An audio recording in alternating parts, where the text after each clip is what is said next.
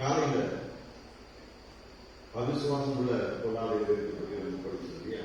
காலை செஷன்ல நம்ம தொடர்ந்து விசுவாசத்தை குறித்து அடுத்த 2 நாட்கள் பார்ப்போம். ஈவினிங் செஷன்ல இந்த விதைக்கிழமை குறித்த ஓமை குறித்து பேச வேண்டும் என்று விரும்புகிறேன். இந்த ஓமை குறித்து நம்முடைய ஆண்டவராகிய இயேசு கிறிஸ்து பேசும்போது என்ன சொல்றாருன்னா, சீசர்கள் அவர்கிட்ட வந்து கேட்கிறாங்க, இந்த ஓமைக்கு என்ன அர்த்தம் எங்களுக்கு சொல்லுங்க அப்படின்னு. அவருக்கு ஆண்டவர் சொல்றாரு, இதுவே உங்களுக்கு விளங்கலையா? இது விளங்கட்டி நீங்க மக்கள் காரியங்களை எப்படி விளங்கிக் கொள்வீர்கள் அப்படின்னு கேட்கிறார். அந்த வார்த்தைகள் நமக்கு எதை காட்டுகிறது? இந்த ஓமை எல்லா ஓமைகளை காட்டிலும் ரொம்ப ரொம்ப முக்கியமானது. ஏன்னா இது வழங்கலன்னா மற்ற போதனைகள் வழங்காது. இந்த ஓமை சரியா வழங்கலன்னா மற்ற ஓமைகள் வழங்காது. ஆகவே ஒருவர் குறித்து ரொம்ப அழகாக சொல்றாரு, இந்த ஓமை the mother of all parables, எல்லா ஓமைகளுக்கும் தாய் போன்றது இந்த ஓமை அப்படின்னு சொல்லிட்டு இதை புரிந்து கொள்ளும் போது மற்ற எல்லாத்தையும் புரிந்து கொள்ள முடியும். அது மட்டும் இல்ல, இதை புரிந்து கொள்ளும் போது நம்முடைய வாழ்க்கை குறித்து நம்ம நல்லா புரிந்து கொள்ளலாம். சில பேர் உங்ககிட்ட சொல்லுவாங்க இல்லையா, எவ்வளவு நாள் ஜெபம் பண்ணிட்டு இருக்கிறேன், எவ்வளவு நாள் விசுவாசத்தை கொண்டு இருக்கிறேன், ஆனா ஒன்னும் நடக்கிற மாதிரி தெரியல, மனசோர்வா இருக்கு, இதெல்லாம் நம்ம பேசிக்கிறோம் இல்லையா? நாம அந்த மாதிரி நினைக்கிறோம், எவ்வளவு நாள் ஆண்டவரை ஜெபிக்கிறது, எவ்வளவு நாள் ஆண்டவரை விசுவாசிக்கிறது, இன்னும் ஒன்னும் நடக்கிற மாதிரி தெரியலையே. இந்த மாதிரி கேள்விகளுக்கெல்லாம் இந்த ஓமையிலிருந்து நாம் பதிலை பெற்றுக் கொள்ளும். ஆமென். எத்தனை பேர் நம்ம நினைச்சிருக்கோம்ல, எவ்வளவு ஆண்டவரை விசுவாசிக்கிறது? நானு விசுவாசிக்கிறவனுக்கு எல்லாருக்கும் சொன்னீங்க, நானும் விசுவாசிச்சு தொடர்ந்து விசுவாசித்து கொண்டே இருக்கிறேன், ஒன்னும் நடந்த மாதிரி தெரியல. ஜெபம் பண்ணிட்டே இருக்கிறேன், ஒன்னும் நடந்த மாதிரி தெரியலையே. என்னென்னமோ பண்ணிட்டு இருக்கேன், ஒன்னும் நடந்த மாதிரி தெரியலையானது. இதெல்லாம் எவ்வளவு நாளைக்கு இந்த பாடுகள், எவ்வளவு நாளைக்கு இந்த வேதனைகள், எவ்வளவு நாளைக்கு இந்த கஷ்டங்கள்? நம்ம யோசிச்சிருக்கோமா இல்லையா? அமைதியா இருக்கீங்க, பரவாயில்ல. இதெல்லாம் சிலதெல்லாம் ரகசியம் காக்கப்பட வேண்டும், வெளியே சொல்லிவிடுவது. ஆனா உள்ளத்துல இருக்கு பாருங்க, ஹவு லாங் லார்ட். நிறைய பேர் அந்த கேள்வி கேட்கிறாங்க, எவ்வளவு நாள் ஆண்டவரே, எவ்வளவு நாள் நான் கஷ்டப்படுவது, எவ்வளவு நாள் நான் தவிக்கிறது? இப்படிப்பட்ட வேதனையில் இருக்கிறவங்களுக்கு இந்த கிறிஸ்தவ உலகத்துல நிறைய பேர் பல விதமான சொல்யூஷன் கொடுக்குறாங்க. இந்த பிரசங்கத்தின் ஆரம்பத்தில் ஒரு காரியத்தை நான் உங்களுக்கு சொல்ல விரும்புகிறேன். சில உதாரணங்களை நான் சொல்லும்போது ஒரு காலம் அந்த பிரசங்கியாருடையோ அந்த பிரசங்கனுடையோ குறை சொல்லும்படி நான் கூறுவதே கிடையாது. தயவுசெய்து அதெல்லாம் புரிஞ்சுங்க. யாரையும் கிரிட்டிசைஸ் பண்ணுவதற்காக நான் எதையும் பேசுவது கிடையாது. சில காரியங்களை விசுவாசிகளாக நாம் கிரிட்டிக்கலா அனலைஸ் பண்ண வேண்டும். அந்த வித்தியாசம் உங்களுக்கு வழங்கணும்னு நான் நம்புறேன். கிரிட்டிசைஸ் பண்ணுவது நம்முடைய நோக்கம் அல்ல, அந்த உரிமை நம்ம கொடுக்கப்படல. கர்த்தர் அழைத்தார், அவங்க அந்த ஊழியத்தை செஞ்சுட்டு இருக்காங்க. ஆனா ஒருவர் பொதுமேடையிலிருந்து ஒரு காரியத்தை பேசும்போது அவர் என்ன பேசுகிறார் நம்ம கிரிட்டிக்கலா அனலைஸ் பண்ண முடியாது. சரியா, பைபிள் படி இது சரியா, இவருக்கு நம்ம ஸ்டேட்மெண்ட் சொல்றாரு, இது கரெக்டா அப்படின்னு நாம தான் அதை பகுத்தறியணும். ஏன்னா அதனுடைய உடலுக்குள்ள போகிறது. அதை நம்ம விசுவாசிக்க ஆரம்பிச்சோம்னா நம்முடைய வாழ்க்கை அந்த திசையில தான் பயணிக்கும். நம்ம என்ன கேட்கிறோம் என்பது ரொம்ப முக்கியம் பாருங்க. ஆகவே ஆண்டவர் சொல்றாரு, நீங்க என்னத்தை கேட்கிறீர்கள் என்பது குறித்து எச்சரிக்கையா இருங்கள், கவனமா இருங்கள் அப்படிங்கிறார். ஆகவே நான் சொல்லக்கூடிய காரியங்கள் சில நேரத்துல கிரிட்டிசைஸ் பண்ண மாதிரி இருந்தா தயவுசெய்து தப்பா எழுதுவாதீங்க. நான் கிரிட்டிசைஸ் பண்றது கிடையாது. கிரிட்டிக்கலாக சில காரியங்களை நம்ம கவனிக்க வேண்டும். ஆகவே இந்த உதாரணங்களை எல்லாம் நான் உங்களுக்கு சொல்லுகிறேன், யாரையும் குறை சொல்வதற்காக கிடையாது. அப்படி கிரிட்டிக்கலா நம்ம பார்க்கும் போதுதான் எந்த விதத்தில் அது நமக்கு பிரயோஜனமா இருக்கிறது என்பதை நாம் புரிந்து கொள்ள முடியும். ஒரே ஒரு உதாரணம் சொல்லுகிறேன், அங்கே இதுக்குள்ள போகலாம். ஏன்னா வரப்போகிற நாட்கள்ல இதை நீங்க புரிஞ்சுட்டீங்கன்னா தான் நான் பேசும்போது உங்களுக்கு விளங்கும். ஒரு முறை ஒரு பிரசங்கத்தை கேட்டுட்டு இருந்தாங்க. அது ஒரு உபவாச கூட்டம் நினைக்கிறேன். அந்த உபவாச கூட்டத்துல அந்த பிரசங்க ஒரு காரியத்தை வலியுறுத்துறாரு. என்னன்னா, கண்ணீர் விடு, நல்லா அழு, நல்லா அழு. அது நல்லா அழுதுன்னா என்னன்னு எனக்கு புரியல. யாருக்காவது வளர்ந்துச்சுன்னா நீங்களே வச்சுக்க, யாரும் சொல்லுவாங்க. கண்ணீர் விடு, நல்லா கண்ணீர் விடு. ஏன்னா ஆண்டவர் என்ன பண்றாரு, கண்ணீர் எல்லாம் பாட்டில பிடிச்சி வச்சுட்டு இருக்காரு. உன்னுடைய கண்ணீர் ஆண்டவருக்கு ரொம்ப பிரிஷியஸ். உன் கண்ணீரை கண்டு கர்த்தர் உனக்கு பலன் அளிப்பார், கர்த்தர் உனக்கு பதில் அளிப்பார். எங்கேயாவது கர்த்தர் கண்ணீரை கண்டு பலன் அளிப்பார் இருக்கா? கர்த்தருக்கு நம்முடைய கண்ணீர் ரொம்ப முக்கியம். நம்ம படுகிற பாடுகள், பிள்ளைகளாக நம்ம படுகிற பாடுகள், வேதனைகள் எல்லாவற்றையும் கர்த்தர் அறிந்திருக்கிறார், இல்லைன்னு சொல்லல. உபத்திரப்பட்டனுடைய உபத்திரவத்தை அவர் அற்பமாய் எண்ணுவதில் என்று வேதம் சொல்கிறது. ஆக கஷ்ட நேரத்தில் நம்ம கண்ணீர் வடிக்கிறோம். கண்ணீர் என்பது ஒரு ஹியூமன் எமோஷன்ல வரக்கூடிய ஒரு காரியம். ஆனா கர்த்தர் கண்ணீரை பார்த்து பதில் கொடுக்கிறாருன்னு சொன்னா, இன்னைக்கு நீங்களும் நானும் அவங்க உட்கார வேண்டிய அவசியம் இல்லை. 3 நாட்கள் நீங்களும் நானும் உட்கார்ந்து வசனத்தை கேட்க வேண்டிய அவசியமே கிடையாது. நம்ம வீட்டுல உட்கார்ந்து அழுதுட்டு இருக்கோம். எத்தனை பேருக்கு நான் சொல்ல பேச மாட்டீங்க போல, நிறைய பேருக்கு அழுதுட்டீங்கன்னு நினைக்கிறேன். அதுதான் ஆரம்பத்திலே சொன்னேன், நம்ம குறை சொல்வதற்காக இல்ல, கிரிட்டிக்கலா அதை பார்க்கணும். இப்ப கண்ணீர் விட்டா கர்த்தர் பதில் கொடுத்துட்டாருன்னு சொன்னா, அப்ப நம்ம வீட்டிலே உட்கார்ந்து அழுது இருக்கலாம். அது மட்டும் இல்ல, ஏற்கனவே அழுது ஓஞ்சி போயிட்டு பாருங்க. நிறைய பேர் கண்ணில் கண்ணீரே கிடையாது. ஏன்னா அவ்வளோ நிறைய பேருக்கு ஜபம் அப்படின்னு உட்கார போட்டு கண்ணீர் தான் வடிக்கிறாங்களே தவிர வார்த்தை வர மாட்டேங்குது. ஏன்? ஏன்னா அவ்வளவு வேதனை, துயரம், துக்கம் உள்ள பிரச்சனை அப்படி போட்டு நெருக்கு, கழுத்து நெருக்கிற மாதிரி நிற்குது பாருங்க. ஜபம் கூட வர மாட்டேங்குது, முதல் கண்ணீர் தான் வருது. அப்ப ஆண்டவர் கல் மனசா அந்த கண்ணீரை பார்த்து பதில் கொடுக்க மாட்டாரா?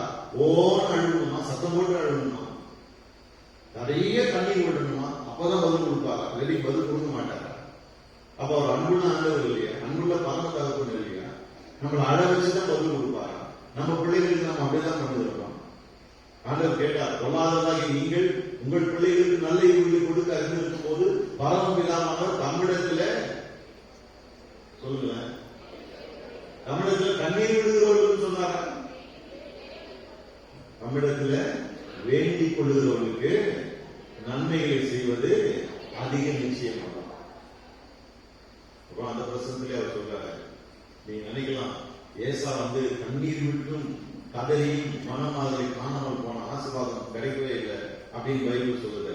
அப்போ அவன் கண்ணீர் விட்டு புரோஜனம் இல்லையே அப்படின்னு நீங்க நினைக்கலாம்.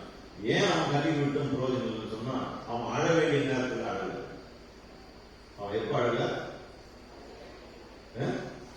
அழ வேண்டிய நேரத்தில் அவன் அழல். ஆகவேதான் கர்த்தர் பதில் கொடுக்கிறாரு.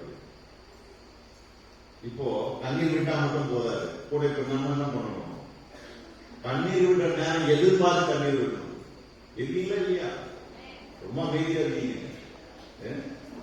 இப்ப அழுதா மட்டும் போதாது, கரெக்ட் டைமிங் தெரிஞ்சுக்கணும். எப்ப அழுதா கர்த்தர் பதில் கொடுப்பாருன்னு.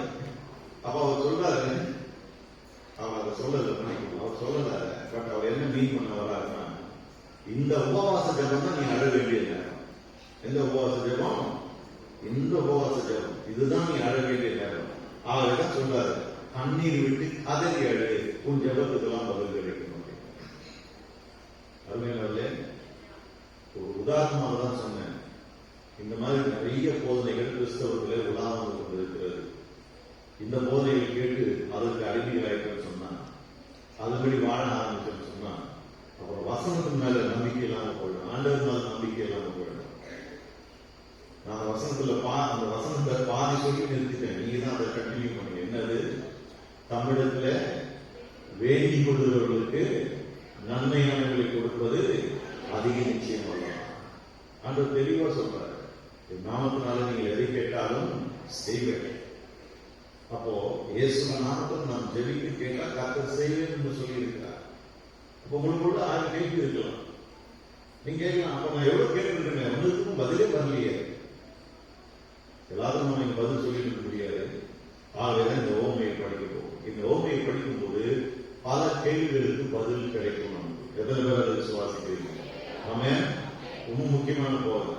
ஆக இந்த போதைக்கு போறதுக்கு முன்னாடி இன்னொரு காரியம் சொல்ல வரும். என்னன்னா, இங்க சில பேர் நோட்ஸ் எடுக்கிறீங்க, நிறைய பேர் நோட்ஸ் எடுக்கல. நம்முடைய ஞாபக சக்திக்கு ஒரு கெப்பாசிட்டி கொடுத்துருக்கோம். இவ்வளவுதான் மனசுல நிற்கும். 1 மணி நேரம் பேசணும்னா அதுல 2 நிமிஷம் 3 நிமிஷம் பேசுறதுதான் உள்ள தாங்கும். மற்றவங்க காத்துல காணாம போயிடும். என்ன பிரசனம் பண்ணீங்கன்னு கேட்டா, என்ன பிரசனத்தை கேட்கீங்கன்னு கேட்டா ஒண்ணுமே சொல்ல தெரியாது. வேதாந்த கல்லூரியில் ஒரு மாணவன் இருப்பான் பாருங்க, நோட்ஸ் எடுக்கவே மாட்டான், இப்படி பார்த்துக்கிட்டே இருப்பான். என்னப்பா நோட்ஸ் எடுக்கிறீங்கன்னா எல்லாம் உள்ள இறக்குது சார் அப்படின்னு. சரி இப்ப என்ன சொன்னா அதை சொல்ற அப்படின்னு பாபான்னு போட்டு எல்லாம் உள்ள இறங்குதான். அப்படியே எல்லாம் உள்ள இறங்குற மாதிரி தான் இருக்கும். ஒரு 5 நிமிஷம் கழிச்சு கேட்டா ஒண்ணுமே தெரியாது. ஏன்னா நம்முடைய மனித இயல்பு. ஆகவே நோட்ஸ் எடுக்கலன்னு சொன்னா உங்க பாஸ் கிட்ட நீங்க உங்களுடைய போன் நம்பர் கொடுத்தீங்கன்னா அந்த ஆடியோ மெசேஜஸ், வீடியோ பத்தி எனக்கு தெரியல, ஆனா ஆடியோ மெசேஜஸ் நான் உங்களுக்கு அனுப்பி வைக்கிறேன். எத்தனை பேர் பிரயோஜனமா இருக்கும் நம்புறீங்க? ஆமென். ஆடியோ மெசேஜ் உங்களுக்கு நான் அனுப்பி வைக்கிறேன். மாஸ்டர் அனுப்புறேன், அவர் உங்களுக்கு அனுப்பிடுவார். ஓகேவா? ஆகவே நீங்க நோட்ஸ் எடுக்கணுமே இது அதுன்னு சொல்லிட்டு கவலைப்பட வேண்டாம். அதுக்குன்னு வேடிக்கை பார்த்தோம்னா மைண்ட் வந்து வீட்டில் வச்சுக்காதீங்க. சரி எப்படியும் ஆடியோ ரெக்கார்டிங் கொடுப்பாங்கல்ல, அதை கேட்டுக்கலாம் இருந்தாரு. சரியா? சரி, நான் சொன்னது போல இந்த உவமை எல்லா உவமைகளுக்கும் தாய்மோடு இருக்கிறது. இயேசுவானவர் நிறைய காரியங்கள் உவமைகளாக போதித்தார். இந்த உவமையில விதைக்கிறதை பற்றிய உவமையில நிறைய காரியங்கள் மத்தையும் மார்க்கு லூக்கால சொல்லப்பட்டிருக்கு இல்லையா? நிறைய காரியங்கள் 3 பேரும் சொல்றாங்க. சில காரியங்கள்ல ஒருத்தர் மட்டும் சொல்லுவாங்க, மற்ற 2 பேர் சொல்லாம விட்டுருவாங்க. சில காரியங்கள்ல 2 பேர் சொல்லுவாங்க, இன்னொருத்தர் வேற மாதிரி மாற்றி சொல்லுவார். இப்படியெல்லாம் இருப்பாங்க. ஆனா 3 சுவிசேஷங்களிலும் பொதுவாக நாம சில காரியங்களை பார்க்கிறோம். அது 3 காரியத்தை மட்டும் கவனிக்கும். முதல் காரியம் என்னன்னு சொன்னா இந்த நிலம், இருதயம். இது வந்து பொதுவா 3 சுவிசேஷங்களும் சொல்லப்படுகிறது. நிலத்திலே வசனம் விதைக்கப்படுகிறது என்று 3 பார்க்கிறோம். அப்போ இந்த இதயத்தை பற்றி 3 பேரும் பேசுகிறபடினால இந்த உண்மையில முக்கியமான காரியங்களை வந்து நம்முடைய இருதயம் அல்லது இந்த நிலம். ஆகிய நீதிமொழிகளை வாசிக்கிறோம். எல்லா காவலோடும் இருதயத்தை காத்துக்கொள், அதனிடத்திலிருந்து ஜீவ ஊற்று புறப்பட்டு வரும் என்று வேதம் சொல்லுகிறது. அப்போ அவ்வளவு முக்கியமான இருதயத்தை குறித்து 3 பேரும் பேசுகிறார்கள். இந்த விதை எங்க விதைக்கப்படுகிறது? இருதயமாகி நிலத்தில் விதைக்கப்படுகிறது.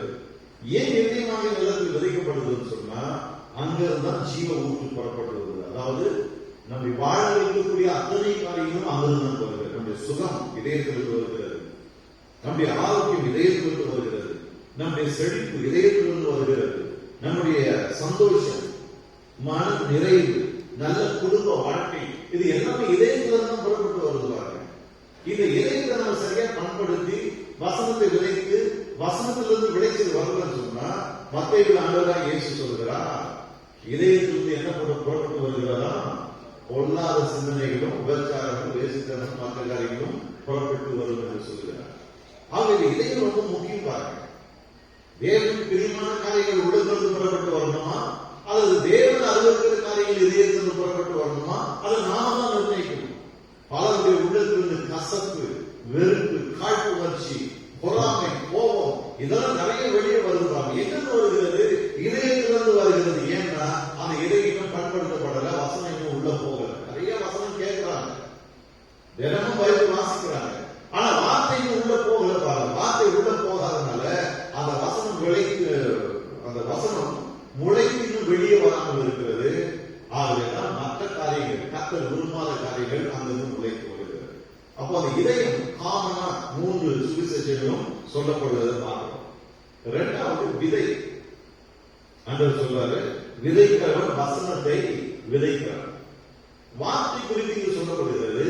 இந்த வார்த்தை எல்லா நிலங்களிலும் விதைக்கப்படுகிறது. இந்த விதை எல்லா நிலத்திலும் விதைக்கப்படுகிறது என்று நாம் பார்க்கிறோம். குறிப்பாக மத்தேயு 13:19 வாசனம் சொன்னா அது என்ன வசனம் என்பதை ஆண்டவராக இயேசு சொல்கிறார். என்ன சொல்றார்? ஒருவன் ராஜ்யத்தின் வசனத்தை கேட்கும் அப்படின்றார். அப்போ ஏதோ ஒரு விதை விதைக்கப்படல, ஏதோ வசனம் விதைக்கப்படல, ராஜ்யத்தின் வசனம் விதைக்கப்படுகிறது. தேவ ராஜ்யத்தை குறித்த வார்த்தைகள் விதைக்கப்படுகிறது. தேவ ராஜ்யம் என்பது தேவனுடைய ஆளுகைக்கு உட்பட்ட இடம், தேவன் அரசாளுகிற இடம். அவருடைய ராஜ்யத்தில் தான் நீங்களும் நான் இருக்கும் பாருங்க. ஆகவே ராஜ்யத்துக்கு அடுத்த வசனங்கள் அப்படின்னு சொன்னா ராஜாவின் வார்த்தைகள். விளங்குகிற சூழலாக இது யாருடைய வார்த்தைகள் கிடையாது, நம்மை அரசாளுகிற ராஜாவுடைய வார்த்தைகள். ஹல்லேலூயா. நீங்களும் நான் ஒரு வேதத்தை வாசிக்கும் போது இது போல பிரசங்களை கேட்கும் போது நம்ம விலகிக் கொள்ள வேண்டிய ஒரு காரியம் என்னன்னு சொன்னா, இது யாரோ வந்து ஏதோ பிரசங்கம் பண்ணிட்டு இருக்கார் அப்படி கிடையாது. ராஜாவுடைய வார்த்தையை எடுத்து நமக்கு அவர் விளங்க பண்ணி கொண்டு இருக்கிறார். ஹல்லேலூயா. அந்த எண்ணம் நமக்குள்ள வரணும் பாருங்க. இது ராஜாவின் வார்த்தை, பரலோக ராஜ்யத்தின் வார்த்தை. அந்த எண்ணம் நமக்குள்ள ஆழமா இருக்கணும். இந்த ஓமை அதை பற்றி பேசுகிறது. மூன்றாவது பொதுவாக இன்னொரு காரியம் என்னன்னு சொன்னா, இங்க சொல்லப்பட்ட அந்த 4 இதயங்கள் வசனத்தை கேட்கிற இதயங்கள். எல்லாருமே வசனத்தை கேட்கிறாங்க. யாரும் வசனத்தை நான் கேட்க மாட்டேன்னு சொல்றதில்லை பாருங்க. எல்லாருமே வசனத்தை கேட்கிறாங்க. அப்படின்னு என்ன அர்த்தம்? எல்லாருமே கடவுள் நோக்கி எழுந்தவர்கள், தேவனுக்கு பயப்படுகிறவர்கள், தேவனுடைய வார்த்தைக்கு செவி கொடுக்க வேண்டும் என்று விரும்புகிறவர்கள். ஆகவே வந்து உட்கார்ந்து வசனத்தை கேட்கிறாங்க பாருங்க. நான் வசனத்தை கேட்க மாட்டேன், நீங்க எதையாவது பேசிட்டு போங்க, நம்ம ஊர் சுத்துறோம்னு யாரும் போவது கிடையாது. வசனத்தை கேட்கிறவர்கள். நம்ம அதுல இருந்து நமக்கு என்ன தெரிகிறது? அவர்கள் தேவனுக்கு பயப்படுகிற ஜனங்கள், தேவனுடைய வார்த்தையை கேட்க வேண்டும் ஒரு ஆசை இருக்கு. ஆகவேதான் உட்கார்ந்து வசனத்தை கேட்கிறாங்க. தேவனுடைய வார்த்தையை அறிந்து கொள்ள வேண்டும் என்று ஆசை இருக்கு. ஆகவேதான் உட்கார்ந்து பைபிளை வாசிக்கிறாங்க. இவ்வளவும் பண்றாங்க. இந்த காரியம் 4 இதயத்திலும் நடக்கிறது என்று நாம பார்க்கிறோம். அப்போ 3 பொதுவான காரியங்கள். ஒண்ணு என்ன? இதயத்தை பற்றி பேசுகிறது. 2வது வசனம், தேவனுடைய வார்த்தை, ராஜாவுடைய வார்த்தை. 3வது எல்லாருடைய வார்த்தையை, வசனத்தை கேட்கிறார்கள். சரி, இதுல இன்னொரு முக்கியமா நம்ம கவனிக்க வேண்டியது என்னன்னு சொன்னா, விதைக்கிறவன் வசனத்தை விதைக்கிறான் அப்படிங்கிறார். அப்ப இந்த வசனம் தூவப்படுகிறது. அப்ப இதை மெயினா நம்ம எப்படி பார்க்கணும்னு சொன்னா, நம்ம வேதத்தை வாசிக்கிறோம். வேதத்தை வாசிக்கும் போது ஆவியானவர் நம்மோடு கூட பேசுகிறார். உண்மையா இல்லையா? ஆனா இந்த ஓமை முக்கியமா எதை பற்றி பேசுறதுன்னு சொன்னா, ஒரு பிரசனத்தை கேட்கும் போது என்ன நடக்கிறது அதை பற்றி பேசுகிறது. இப்ப நான் பேசிட்டு இருக்கேன் இல்லையா, இந்த மாதிரி பிரசனம் செய்யப்படும் போது என்ன நடக்கிறது, அதுதான் ஆண்டவர் 4 விதமா பிரிக்கிறார். மனுஷகுமாரன் வசனத்தை விதைக்கிறார். விதைக்கும் போது 4 விதமான மாறுத்தரங்கள் அங்கே காணப்படுகிறது. வழியான நிலம், கற்பாறையான நிலம், முழுள்ள நிலம், பிறகு நல்ல நிலம். 4 நிலங்களில் அது விழுகிறது. 4 விதமான பலனை அது பெறுகிறது. ஆகவே முக்கியமா பேசுகிறது என்னன்னா பிரசங்கத்தை பற்றி. இன்னைக்கு நிறைய பேர் விசுவாசிகளை பார்த்தீங்கன்னு சொன்னா பிரசங்கத்தை ஒரு பொருட்டாவே நினைக்க மாட்டாங்க. ஒரு போதவர் சொன்னார் பாருங்க, எங்க சபையில வந்து பிரசங்கமே பண்ண முடியாதுங்க. பிரசங்கத்துக்கு ஒரு 20 நிமிஷம் தான் கொடுப்பாங்க. தப்பிக்கவே அந்த மனுஷன் ஒரு 2 நிமிஷம் லேட் ஆச்சுன்னா அங்க சபையில ஒரு பெரிய தலை இருக்கும் இல்லையா, அந்த தலை அங்க இருக்கிற அப்படி டைம் பார்க்கும். அப்படின்னு என்ன அர்த்தம்? ஐயா நீங்க ரொம்ப ஓவரா பேசுறீங்க, டைம் ஆயிடுச்சு, சீக்கிரம் வைண்ட் பண்ணுங்கன்னு அர்த்தம். ஏன்னா 20 நிமிஷத்துக்கு மேல அவங்களால கேட்க முடியாது. வாரத்துல 7 நாள் இருக்கு. அந்த 7 நாள்ல பிரசங்கத்துக்கு டைம் எவ்வளவு? வெறும் 20 நிமிஷம். ஏன்னா பிரசங்கத்துக்கு மேல ஒரு மதிப்பு கிடையாது, மரியாதை கிடையாது. பிரசங்கம்னா என்னன்னு தெரியல. அந்த பிரசங்கியார் என்ன பண்றாரு, எதை பிரசங்கம் பண்றாரு, யாருடைய வார்த்தையை பிரசங்கம் பண்றாரு, ஒன்னும் வழங்கல பாருங்க. நீங்க நிறைய விசுவாசிகள் அப்படிதான் இருக்கு. அவங்களுக்கு பிரசங்க நேரம், ரெஸ்ட் எடுக்கிற நேரம். சிலர் ஓரமா ஒரு சபைக்கு ரெகுலரா போகும் பாருங்க, வயசானவங்க அந்த செருப்பு ஓரத்தில் உட்காருவாங்க. நான் பிரசங்கத்தை ஆரம்பிச்சு ஒரு 5 நிமிஷத்துல பார்த்து லைனா தூங்கி இருப்போம். இதெல்லாம் பார்த்துட்டு பிரசங்கம் பண்ண வேண்டியதா இருக்கு. என்ன பண்றது? பாவம் வயசானவங்க, அவங்க எப்படி ஒரு 65-70 வயசு இருக்கும். என்ன பண்றது? அவங்க காலையில 7:30 மணிக்கு இன்னும் ஆரம்பிக்கிறாங்க. 7 மணிக்கு சர்வீஸ் ஆரம்பிக்குது. அவங்க 7 மணிக்கெல்லாம் வந்துடுவாங்க. ஆனா என்கிட்ட பிரசங்கம் பண்ண கொடுக்குறது 8:30 மணிக்கு. அவங்க எவ்வளவு நேரம் தான் உட்காந்து கத்துற ஆராதனை துதிப்பாங்க வயசானவங்க. ஆகவே மற்ற நேரத்தில் காது நெறி கட்டிட்டு இருப்பாங்க. பிரசங்க நேரம் சைலண்டா இருக்கும். இந்த மாதிரி பேசணும்னு வச்சுக்கலேன், நினைக்கிறேன் அவங்களுக்கு தாளாட்டு பாடுற மாதிரி இருக்கும்னு நினைக்கிறேன். பிரசங்க ஆரம்பிச்சு கொஞ்ச நேரத்தில் நல்லா தூக்கிடுவாங்க. அவங்க ஒன்றும் பண்ண முடியாது பாருங்க, வயசாயிடுச்சு, பரவாயில்ல. நான் இன்னொரு இடத்துல ஒரு சபையில பிரசங்கம் பண்ண பாருங்க, எனக்கு நேரம் இருக்கு. ஒரு வாலிப பெண்ணை உட்காந்துட்டு கை குழந்தை கீழே போட்டுட்டு அது கூட விளையாடிட்டு இப்படி அப்படிங்கிறதுனா ஓகே, இது கண்ணுக்கு நேரம் இருக்கு, வேற வழியே கிடையாது. பெண்ணெல்லாம் பார்த்து பேசணும். கை குழந்தைய போட்டு விளையாடிட்டு இருப்பாங்க. எனக்கு செம்ம கடுப்பாயிருச்சு. நம்ம இவ்வளவு ஆயத்தத்தோடு ஜபத்தோடு போறோம் அங்க, இது குழந்தையோட விளையாடிட்டு இருப்பாங்க. அதை நோண்டிக்கிட்டு, அதை கிள்ளிக்கிட்டு, அது கை கால வச்சுன்னா அதுவும் சிரிக்கிறது, நம்ம கூட சேர்ந்து சிரிக்கிறது. இதுதான் என் கண்ணை பாடிக்கிட்டே இருக்கு. யோசிச்சு சரி என்ன பண்ணுறது எனக்கு தெரியல, எல்லாரும் முன்னாடி எப்படி பிரசன்ட் பண்ணும் போது என்ன பண்றதுன்னு ஜோம் பண்ணிட்டு ஆண்டவரே இந்த பொண்ணு பண்ற சேட்டை எனக்கு ரொம்ப டிஸ்டர்பிங்கா இருக்கு, ஏதாவது பண்ணுங்க ஆண்டவரே பேசுறேன். அந்த நேரத்துல நான் ப்ரிப்பேர் பண்ணாத சில காரியங்களை பேச வேண்டியதாகிடுச்சு. பேச ஆரம்பிச்சேன். கொஞ்ச நேரத்தில் அந்த பொண்ணு கப்சிப்புன்னு அடங்கிட்டு குழந்தைகளோட விளையாடுறத நிறுத்திட்டு வசனத்தை கேட்க ஆரம்பிச்சிட்டேன். ஆமென். எல்லாம் பிரசங்க நேரத்தில் நம்ம கவனிக்க வேண்டியதா இருக்கு. என்ன பண்றது? ஒழுங்கா பிரசங்கம் பண்ண முடியுது. ஏன்னா அந்த பிரசங்க நேரம் என்ன, எதுக்கு, யார் பேசுறா, என்னத்தை பேசுறா, அதை பத்தி அவங்களுக்கு கவலையே கிடையாது. அவங்களுக்கு என்ன, கோயிலுக்கு வரலன்னா பாச திட்டுவாரு, பாச நம்ம கேட்பாங்க, அது போய் தொலைவோம். போயிட்டு ஏதாவது பிரசங்கத்தை கேட்டுட்டு கொஞ்சம் நேரம் கத்த குதிச்சு பாடி ஆளாட்டு வந்துடும். அது கூட செய்யறாங்கன்னு தெரியல பாருங்க. ஆகவே அதனால ஒரு மதிப்பு கிடையாது, மரியாதை கிடையாது. ஏனோதான் வருது, ஏனோதான் போகும். ஆகவே வாழ்க்கையும் ஏனோதான் இருக்கு. எந்த திசையில போறோம்னு தெரியல பாருங்க. இப்படி பிரசங்கத்தை ஏளனமாய் பார்க்கிற ஜனங்கள் இருக்காங்க. இந்த ஓமை ஒரு பிரசங்கியார் வசனத்தை பிரசங்கம் பண்ணும்போது அது பலவிதமான இணையங்களிலே போய் விடுகிறது என்பதை பற்றி சொல்லுகிற ஒரு ஓமை. ஆமென். சரி, 4 விதமான இணையங்கள் பற்றி பார்க்கிறோம் இல்லையா? இது எது குறிக்கிறது? வழக்கம் அப்படி சொல்லுவாங்க. உதாரணத்துக்கு ஒரு 4 பேர் இருக்காங்கன்னா, 4 பேர் வசனத்தை கேட்கிறார்கள். 3 பேர் வசனத்தை கேட்டு மனம் திரும்புவது கிடையாது. ஒருவன் மட்டும் கேட்டு மனம் திரும்புகிறான். ஆக 30, 60, 100 அவங்க இதயத்துல வசனம் விதை வேலை செய்கிறது அப்படின்னு சொல்லுவாங்க. இந்த ஓமை குறித்து நான் கொஞ்சம் ஆழமா படிக்கிறதுக்கு ஒரு காரணம் இருக்கு. ஆக நீங்க உங்க பத்தியில இதை இவ்வளவு ஸ்ட்ராங்கா பிரசங்கம் பண்ணியிருக்கேன். டைம் எடுத்து நம்ம எதுவும் போதிச்சுட்டு இருக்கேன். 2 நாட்கள் ஒரு காலகட்டத்தில் எல்லாரும் போல நானும் வேதத்தை வாசிக்கிறேன், வாக்குத்தத்தத்தை விசுவாசிக்கிறேன், வாக்குத்தத்தத்தை பற்றி கொண்டு ஜெபிக்கிறேன், வார்த்தைகளை அறிக்கை பண்ணுகிறேன். ஆனா எதுவுமே நடந்த மாதிரி தெரியுது. மனம் சோர்ந்து போயிட்டேன். பல நேரத்தில் ஜெபிக்கவே தோணாது, பைபிள் வாசிக்க தோணாது. நான் ஆண்டவர்கிட்ட கேட்பேன், நான் எதுக்கு பைபிள் வாசிக்கணும்? நீங்களே சொல்லுங்க. நான் பெரிய ஞானி பாருங்க, அவர்கிட்ட கேட்கிறேன், நான் எதுக்கு பைபிள் வாசிக்கணும்? பைபிள் வாசிக்க என்ன போகுது? நீங்க விசுவாசிக்கிறீங்க, விசுவாசிக்கிறேன், ஜெபம் பண்ணி கேளு, நான் கொடுப்பேன்றீங்க, கேட்டா கொடுக்க மாட்டேங்கிறீங்க.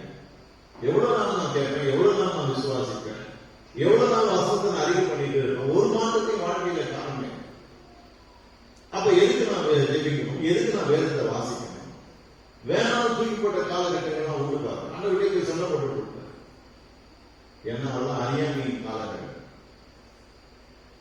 அப்புறம் ஒரு நாள் இந்த ஓமையை வாசிக்கும் போதுதான் ஒரு தெளிவா ஒரு காரியத்தை பேச நினைக்கிறேன். அவர் சொன்னாங்க, நீ செய்த மிகப்பெரிய ஒரு தவறு என்னன்னு சொன்னா, இருதயம் போ 3வது நிலம், அந்த முள்ளுள்ள நிலம் போல இருக்கு. நீ முதல் 2 நிலத்துல இருந்து தாண்டி வந்துட்ட.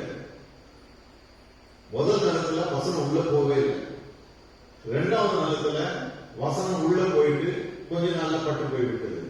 3வது நிலத்துல வசனம் உள்ள போயிட்டு வளர ஆரம்பிக்கிறது. கூடவே முட்களும் மற்ற காரியங்களும் வளருகிறது.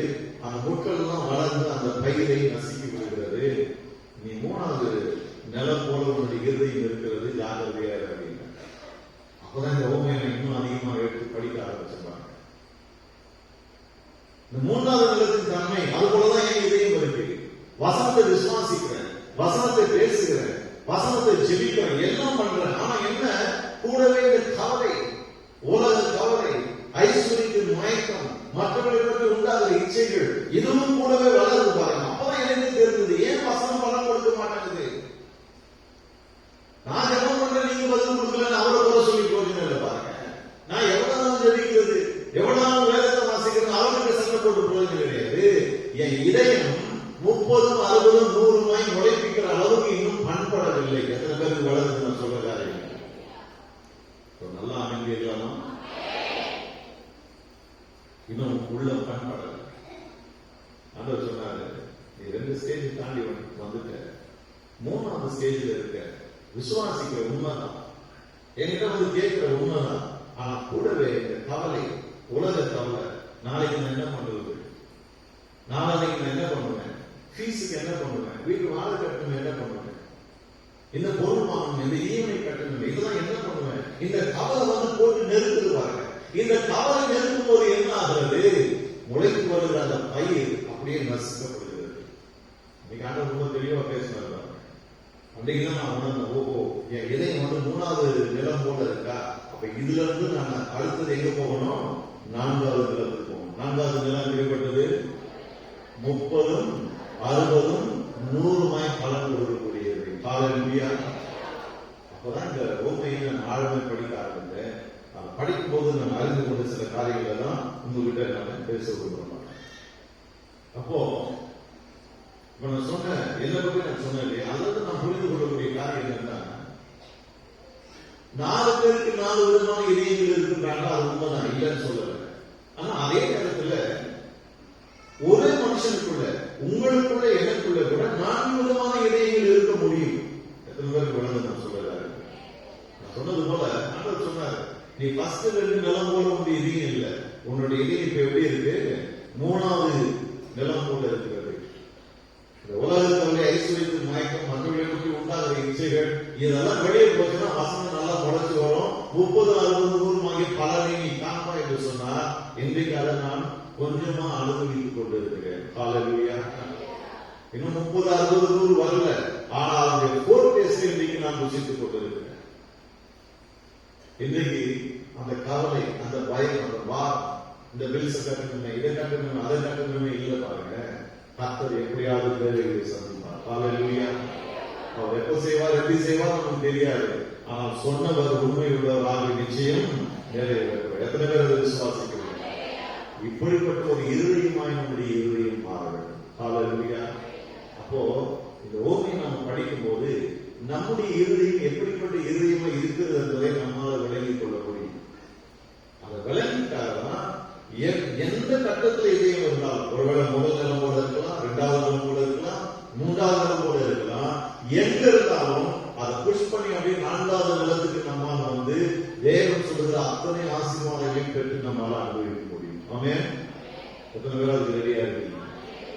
அப்ப நீங்க புரிஞ்சுக்க வேண்டியது என்னன்னா, என் இதயம் இன்னைக்கு எந்த நிலைமையில் இருக்கு, முதல் நிலம் போல இருக்கா, 2வது நிலம் போல இருக்கா, 3வது 4வது எப்படி இருக்கு என்பதை நாம் புரிந்து கொள்ளணும். இதுல இன்னொரு காரியம் ஆண்டவர் காண்பிச்ச காரியம் என்ன சொன்னா, நம்முடைய இதயமே சில சத்தியங்களுக்கு நல்ல நிலம் போல இருக்கிறது, சில சத்தியங்களுக்கு வழியருகான நிலம் போல இருக்கிறது. மறுபடியும் சொல்றேன், சில சத்தியங்களுக்கு நல்ல நிலம் போல நம்ம இதயம் இருக்கு. அந்த சத்தியத்தை போதிச்ச உடனே வசனம் உள்ள போகிறது, 30, 60, 100 பலன் கிடைக்கிறது. சில சத்தியங்களை நாம் கேட்கிறோம், கேட்ட உடனே ரிஜெக்ட் பண்ணிடுறோம், இது வேண்டாம் அப்படின்னு. இன்னைக்கு நிறைய பேர் ரிஜெக்ட் பண்ணுகிற 2 காரியம் என்னன்னு சொன்னா, இவர் வந்து டிவைன் ஹீலிங் பேசுறாரா, அதெல்லாம் அப்பவே முடிஞ்சு போச்சுங்க. இப்பதான் அவ்வளவு மருத்துவமனைகள் இருக்கு, டாக்டர்ஸ் இருக்கிறாங்க. இப்படி சொல்றவங்க வியாதிப்பட்டு அந்த டாக்டர் கிட்ட போகணும், அந்த மருத்துவமனைக்கு போகணும், அப்பதான் அந்த கஷ்டம் அவங்களுக்கு தெரியும். அது வரைக்கும் கூட பேசிட்டே இருப்பாங்க. மருத்துவமனைகள் இருக்கு, டாக்டர்கள் இருக்காங்க, அது என்ன டிவைன் ஹீலிங், அதெல்லாம் அப்பவே முடிஞ்சு போச்சு, முதல் நூற்றாண்டோடு முடிந்து விட்டது அப்படின்னு. அந்த டிவைன் ஹீலிங் பற்றி நீங்க பேசுறீங்கன்னா உடனே ரிஜெக்ட் பண்ணிடுவாங்க. வழியதுக்கான நிலம் போல அந்த விதை விழுந்து மிதிவுண்டு போயிடும். சில பேர் இருப்பாங்க டிவைன் ஹீலிங் உடனே ஏற்றுக்கொள்வார்கள். ஏன்னா அவ்வளவு சரீரத்தில் வேதனை, பாடுகள், கஷ்டங்கள். அந்த சத்தியத்தை நீங்க போதிக்கும் போது அப்படியே உள்வாங்குவாங்க. பாருங்க, நல்ல நிலத்தில் போய் விழுந்த விதைகளை போல அது மாறிடும். அவங்க பாத்தீங்கன்னு சொன்னா 30, 40, 100 பலன் கொடுக்கும், வாழ்க்கையில ஆரோக்கியமா இருப்பாங்க. ஆமென். எத்தனை பேர் விசுவாசிக்கிறீங்க? நிறைய பேர் அப்படி தெய்வீக சுகத்தை வாழ்க்கையில அனுபவித்துக் கொண்டிருக்கீங்க. ஆக சொல்ற எல்லாரும் ஒரு பலன். சில பேருக்கு நீங்க பிராஸ்பரிட்டி போதிச்சீங்கன்னு சொன்னா உடனே ரிஜெக்ட் பண்ணிடுவாங்க. அவங்க கேட்பாங்க, இது என்ன ஹெல்த் அண்ட் வெல்த் காஸ்பலா அப்படின்னு கேட்பாங்க. ஹெல்த் அண்ட் வெல்த் காஸ்பலா ஒரு டைம் வரும்போது யூடியூப்ல என்னுடைய செய்திகள் இருக்கு, அதை போய் பாருங்க. ஹெல்த் வெல்த்னா என்ன, கர்த்தர் அதை தன்னுடைய பிள்ளைகளுக்கு வாக்கு கொண்டிருக்கிறார். இந்த ஹெல்த்தையும் வெல்த்தையும் சில பேர் தப்பா போதிக்கிறதுனால நிறைய பேர் அதை ரிஜெக்ட் பண்ணி கொண்டே இருக்கிறாங்க. ஏன்னா இங்க எப்படி போதிக்கிறாங்க, வெல்த் வரும்போது, பணம் வரும்போது, நான் நிறைய பாடம் சொல்றேன், நான் ஒரு வாட்ச் கொடுத்தேன், கர்த்தருக்கு 4 வாட்ச் திரும்ப கொடுத்தேன். இந்த இடத்துக்கு போனேன், நான் 4 வாட்ச் விதைச்சேன், எனக்கு 40 வாட்ச் திரும்ப கிடைச்சது. 40 வாட்ச் வீட்டில் வச்சிருக்கிறேன், ஒரு வாட்ச் விலை 1.5 லட்சம் அப்படின்னா இன்னொரு சொல்றாரு, நான் ஒரு ப்ராஸ்பரிட்டி கான்ஃபரன்ஸ் வச்சிருக்கிறேன், எல்லாம் 1000 ரூபாய் கட்டி அந்த கான்ஃபரன்ஸ் வாங்க, அங்க வந்தீங்கன்னு சொன்னா எல்லாரும் கோடீஸ்வரன் ஆகிவிட்டார். அது சொல்லிட்டு சொல்றாரு, போன கான்ஃபரன்ஸ்ல ஒருத்தர் வந்தாரு, அவர் ஒரே வாரத்தில் கோடீஸ்வரன் ஆகிட்டார். எத்தனை பேர் வளர்ந்து நான் சொல்றது இவ்வளவு சைலண்ட் ஆகிட்டீங்க, இதெல்லாம் பார்க்கணும் நீங்க. ஒரே வாரத்தில் கோடீஸ்வரன் ஆகிட்டார். சரி, ஒருத்தர் தான் நான் மீதி ஒரு நாள் காணாம போன மாதிரி இங்க ஒருத்தர் கோடீஸ்வரன் ஆகிட்டார், மீதி 99 என்ன ஆச்சு? அதை பற்றி பேச மாட்டாங்க. இருக்கீங்களா இல்லையா? நல்லா அமைதி இருக்கலாம். அதை கேட்கும் போது என் மனசுக்குள்ள தோண காரியம் என்ன, 1000 ரூபாய் கொடுத்து வந்து அந்த மெசேஜை கேட்டு கோடீஸ்வரன் ஆகணும்ன்றீங்க. உங்க சபையில எத்தனையோ பேர் இருக்கிறாங்க, எவ்வளவு கஷ்டப்பட்டுக்கிட்டு ஃபீஸ் கட்ட வழி இல்லாம, வாழை கட்ட வழி இல்லாம, ப்ராஸ்பரிட்டி கான்ஃபரன்ஸ்ல போதிக்கிறத எங்களுக்கு போதிக்கலாம். வளர்ந்து சொல்றாரு, 1000 ரூபாய் கட்டி வந்துதான் கேட்கணுமா? இவங்க மாசம் மாசம் உங்களுக்கு 1000, 2000, 5000, 10,000 தசமா கொடுத்துட்டு இருக்காங்க, காணிக்கை கொடுத்துட்டு இருக்காங்க. அவங்களுக்கு இந்த நல்ல சத்தியங்களை போதிக்க மாட்டீங்களா? இதுக்கு தனியா ஒரு 1000 ரூபாய் கொடுத்து வாங்கணுமா? டிக்கெட் வாங்கி வந்து கேட்கணுமா? 1000 ரூபாய் கையில காசு இருந்தா பரவாயில்ல, எதையாவது வித்து அடமானம் வச்சு டிக்கெட்டை வாங்கி வந்து கேள்வி கோடீஸ்வரன் ஆகிடும். நிறைய பேருக்கு அதுதான் ப்ராஸ்பரிட்டி. அதுதான் ப்ராஸ்பரிட்டி. இதை நோக்கி ஓடுற கூட்டம் ஒன்று தனியா இருக்கு. ஆகதான் இன்னைக்கு ப்ராஸ்பரிட்டி அப்படின்னாலுமே ஜனங்கள் அதை அறிந்திருக்கிறாங்க. ஆனா ப்ராஸ்பரிட்டி பழைய ஏற்பாட்டில் எப்படி இருக்கிறது? அடிமையிலிருந்து வெளியே வந்த ஜனங்களுக்கு தேவன் அன்றைக்கு ராத்திரி பஸ்கா பலியிடப்பட்டு அந்த ராத்திரி ரத்தம் பூசப்பட்ட அந்த ராத்திரி அவங்க வெளியே வந்து கொஞ்ச நேரத்துக்கு முன்னாடி கர்த்தர் சொல்றாரு, இப்போ போய் நகையெல்லாம் கேளுங்க, பொண்ணுடைமைகள், வெள்ளியுடைமைகள், வஸ்திரங்களை கேட்டு வாங்குறாரு. போய் கேட்கிறாங்க, எல்லாரும் சந்தோஷமா எடுத்து கொடுக்கிறார்கள். அதுதான் கர்த்தர் தருகிற ப்ராஸ்பரிட்டி. நாமே எத்தனை பேர் அதை விசுவாசிக்கிறீங்க? 40 வருஷம் வாழ்ந்த வாழ்க்கை வாழ்ந்தாச்சு.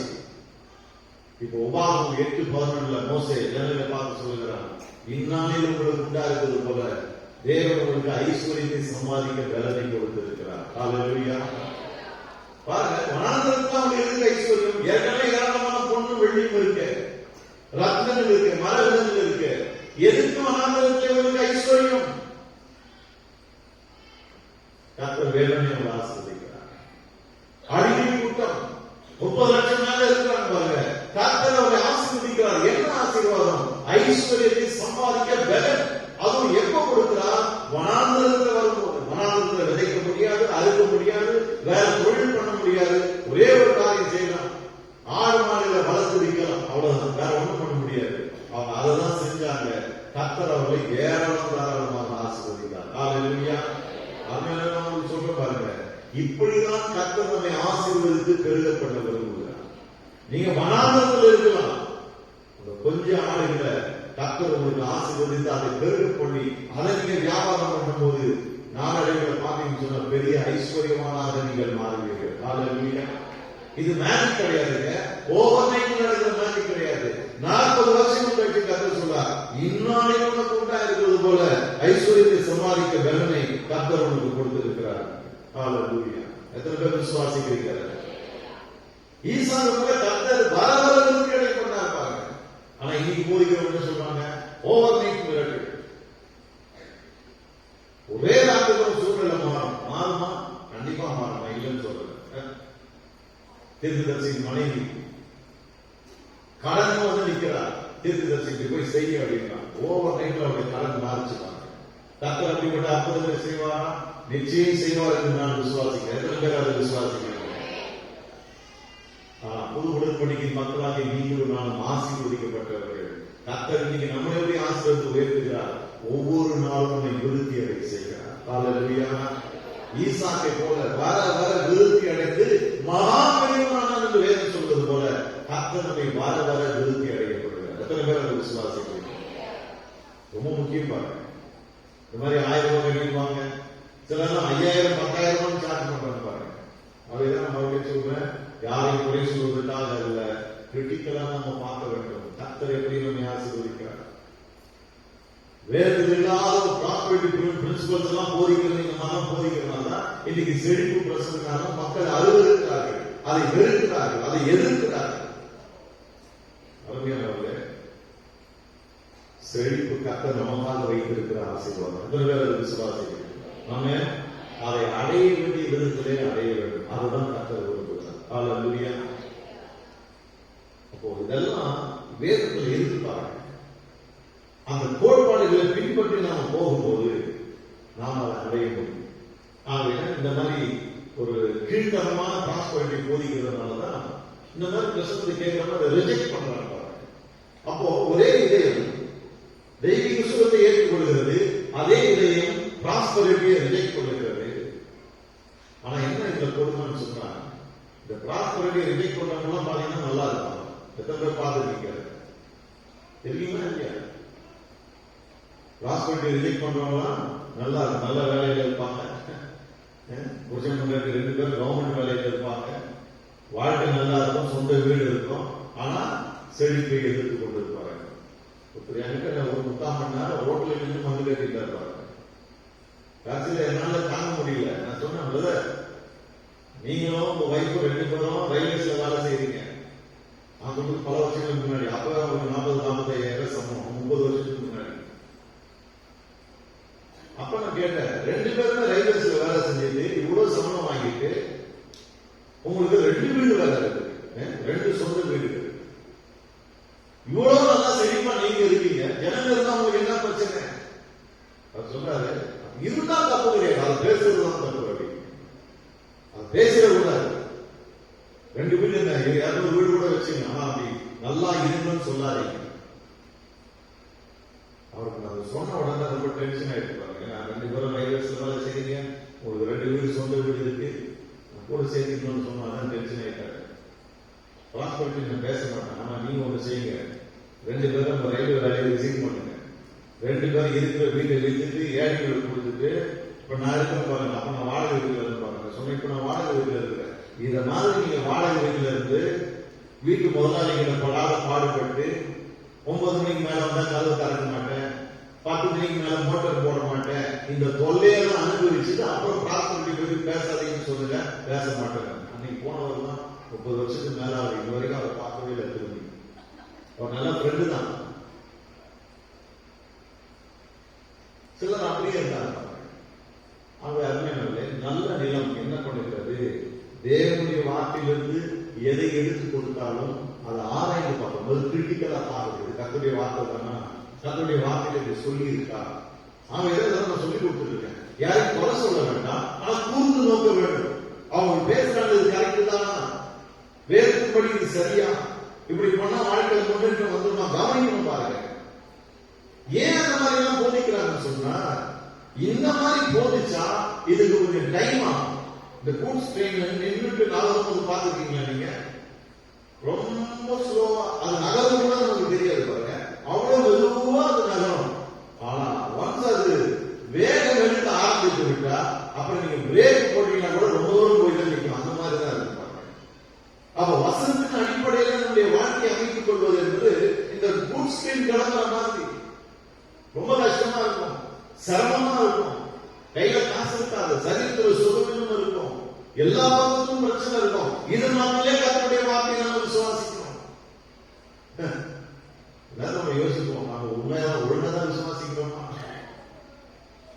இதுல வேற எனக்கு இந்த பிரச்சனை இருக்கு அப்படின்னா அவங்க ஏதாவது சொல்லிடுவாங்க, உங்களுக்கு யாராவது பண்ணிட்டு இருக்காங்க சிஸ்டர், அவங்க நீங்க இவ்வளவு ஜெபம் பண்ணியும் இவ்வளவு உபவாசம் இருக்கும், உங்களுக்கு ஒண்ணுமே நடக்க மாட்டேங்குது. அது உங்களுக்கு தெரிஞ்சவங்க யாரும் எதை பண்ணிக்கிறாங்க அப்படின்னு.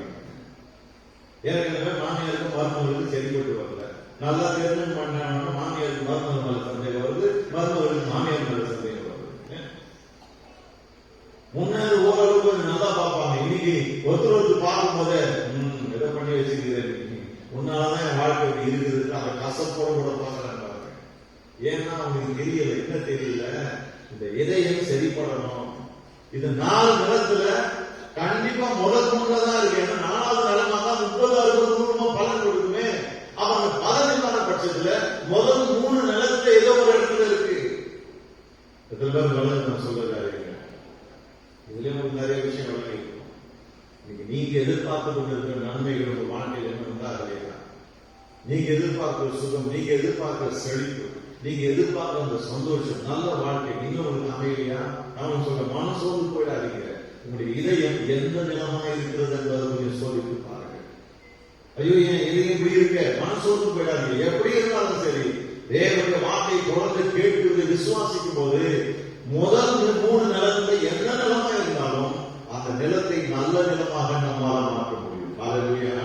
எத்தனை பேர் மாற்றணும் அப்படின்னு வரமையானவர்களே, சோர்ந்து போயிடாதீங்க. என்னாண்டவரே, ஜெபம் பண்ணி ஒண்ணுமே நடக்கலையே, மனசோர்வு வேண்டாம். உடைய இதயத்தை நான் என்று பாருங்கள், இதயத்தை பண்படுத்துங்கள், விசுவாசத்துல வளருங்கள். இது குட் ஸ்பெயின் மாதிரி தான். ஒன்ஸ் இது கிளம்பிடுச்சுன்னா அவருடைய வளர்ச்சியையும் அதன் பெருக்கத்தையும் ஒருவராலும் தடுக்கவே முடியாது. ஹல்லேலூயா. இதை புரிந்து கொள்ளாத வரையில யாரையாவது குறை சொல்லிட்டாரு, மருமக வீட்டுக்கு வந்ததுல எதுவுமே சரியில்லையா அப்படின்னா முழு வாரத்துக்கு மருமக மேல போடுது. அருமையானவர்களே, இந்த மாதிரி தேவையில்லாத பேச்சுக்கள், தேவையில்லாத எண்ணங்கள், இந்த மாதிரி ஓமைகளில் படித்து நம்ம சத்தியத்தை அறிந்து கொள்ளும்போது நம்முடைய வாழ்க்கையிலிருந்து நம்மளால் ஆக்கப்பட முடியும். ஆமென். எத்தனை பேருக்கு ஓமைக்குள்ள போகலாம்? இதுக்கே எவ்வளவு டைம் ஆயிடுச்சு பாருங்க. இப்ப ஓமைக்குள்ள நம்ம போவோம். மத்தேயு 13ஆம் அதிகாரம் 4ஆம் வசனம், மார்க்கு 4ஆம் அதிகாரம் 4ஆம் வசனம், லூக்கா 8ஆம் அதிகாரம் 5ஆம் வசனம். இந்த 3 வசனங்களிலும் இந்த ஓமை காணப்படுகிறது. வாசிக்கிற கவனிப்போம். மத்தேயு 13:4, அவன் விதைக்கையில் சில விதை வழியருகே விழுந்தது, பறவைகள் அதை படிச்சுட்டு போட்டது. மார்க்கு 4:4 என்ன சொல்கிறது? அவன் விதைக்கையில் சில விதை வழியருகே விழுந்தது, ஆகாயத்து பறவைகள் அதை படிச்சுட்டு போட்டது. இப்ப சின்ன மாற்றம் என்னன்னா, மத்தேயு பறவைகள், மார்க்கு ஆகாயத்து பறவைகள் அப்படிங்கிறார். லூக்கா 8:5 வாசிப்போம். விதைக்கிறவன் ஒருவன் விதை விதைக்கப்பட்டான். அவன் விதைக்கையில் சில விதை வழியருகே விழுந்த விதை வந்தது, ஆகாயத்து பறவைகள் அதை படிச்சுட்டு போட்டது. இதுக்கு என்ன விளக்கம்? இதை எப்படி புரிந்து கொள்வது? ஆண்டவரே அதை விளக்கிறார் பாருங்க. மத்தேயு 13ஆம் அதிகாரம், மத்தேயு 13:19 எப்படி விளக்கிறார் பாருங்க. ஒருவன் ராஜ்யத்தின் வசனத்தை கேட்டும் உணராது இருக்கும் போது பொல்லாதவன் அவன் இருதயத்தில் விதைக்கப்பட்டதை பறித்துக் கொள்கிறான், அவனே வழியருகே விதைக்கப்பட்டவன். மார்க்கு 4:15, வசனத்தை கேட்டவுடனே சாத்தான் அவர்கள் இருதயங்களில் விதைக்கப்பட்ட வசனத்தை எடுத்து போடுகிறான், இவர்களே வசனம் விதைக்கப்படுகிற வழி அருகானவர்கள். லூக்கா 8:12, வழியருகே விதைக்கப்பட்டவர்கள் வசனத்தை கேட்கிறவர்களாக இருக்கிறார்கள். அவர்கள் விசுவாசித்து ரட்சிக்கப்படாதபடிக்கு பிசாசானவன் அவ்வசனத்தை அவர்கள் இருதயத்திலிருந்து எடுத்து போடுகிறார். இங்க என்ன சொல்லப்பட்டதுன்னு சொன்னா, எல்லாருமே வசனத்தை கேட்கிறார்கள். ஆகவேதான் 3 பேர் என்ன சொல்றாங்க, அதை பத்தி இயேசு விளக்கும் போது சொல்றார், இந்த கேட்கிறத பற்றி சொல்றாரு பாருங்க.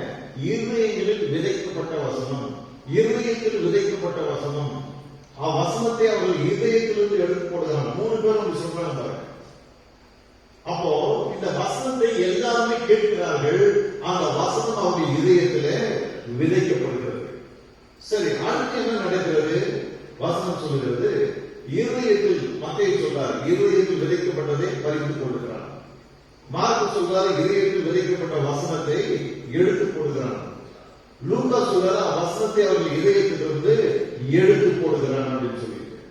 அப்ப 3 பேருக்கு ஒரு காரியத்தை சொல்றாங்க. என்ன?